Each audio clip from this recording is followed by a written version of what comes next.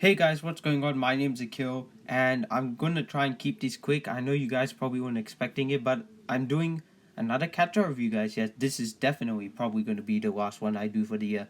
And I finally got a chance to see The Five Bloods. I heard a lot of great things about it. I was like, should I see it? Should I not see it? I don't know. And then I finally decided to watch it today, and oh my god, I'm still processing what I saw. Now, I'm not gonna spoil anything in case you still somehow have not seen this and still are planning on watching it. Let me just say, this is a fantastic movie, right? You should all go see it, even though it's not technically what you expect. And I'll just leave it at that. So to start off with, for my pre-rating score for The Five Bloods, I'm going to say that this movie is a great movie. One of the best movies of the year, hands down. I mean, this movie deserves all the praises you can get and all that. It's not perfect, don't get by any means necessary, but it's still a really, really great film, and I was blown away by it. Spike Lee, sir. I can understand why people love you now. I respect you deeply. Alright, let's talk about the story in this movie. Basically, these four Vietnam War vets are going back to Vietnam to find some things. I wouldn't really spoil it in case you don't know and all that.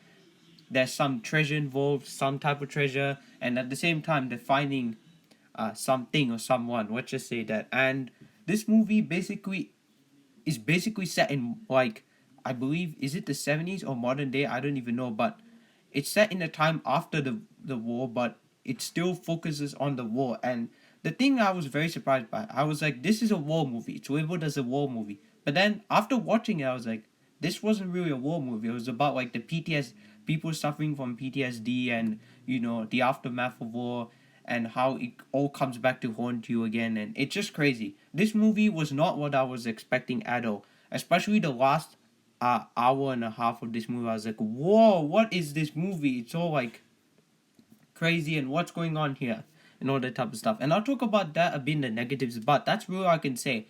Four Vietnam War vets, all played by great actors. Some you may recognize, some you may not, but everyone in this movie, especially one guy, I'll talk about that uh, after this. But all I can say is that the story is great, and yeah, that's the story without spoiling it. Four Vietnam War vets go back to Vietnam to find stuff, and it just goes all crazy from there. All right, positives.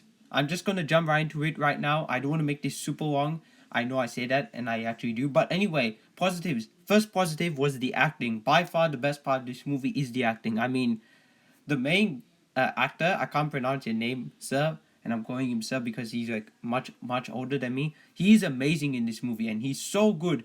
And then his son, Jonathan Majors, who's cast as Kang the Conqueror, he's also surprisingly really good in this movie. I'm saying surprisingly because I thought he would just be like a comedic sidekick or something like that, but no, he was really good, and everyone was good. There's two actors from The Wire who I was like, hey, nice to see you back here, and it's awesome.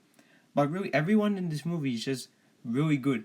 Chadwick Boseman, this is his second last film role, and it's so sad to see him in this movie because after knowing what happened, it's like, oh, the feels, man. And I'm so glad that he did a pretty good job for this movie, and he really, really did do a good job.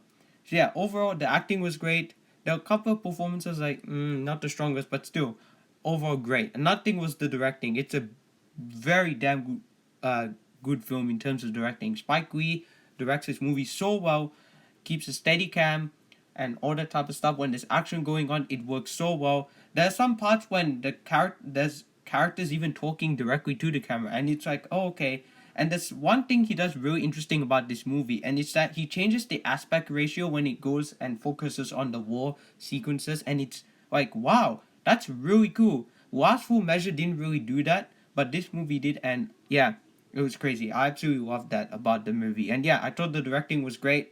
Definitely he's gonna get an Oscar nomination for Best Director. And finally, the chemistry between the actors. It's all there, it all works so well. Everyone just worked very well together. I'm very, very happy about that. So yeah.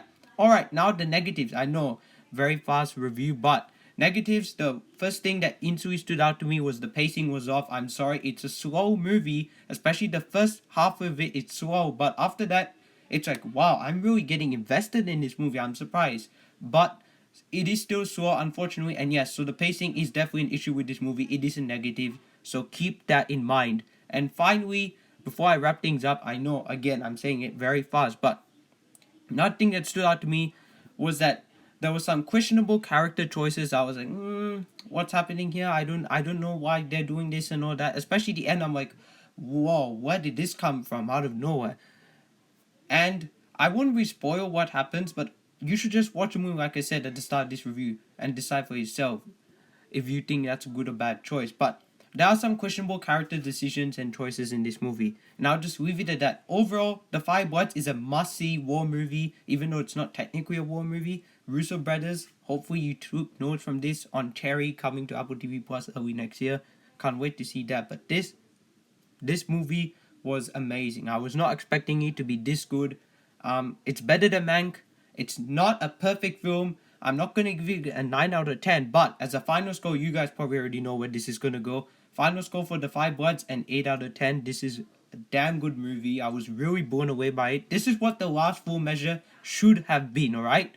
I'm so disappointed that that movie did not turn out the way it did, but hey, that movie was okay. This was like, wow, much better. So yeah, guys, that's it. The Five Bloods done.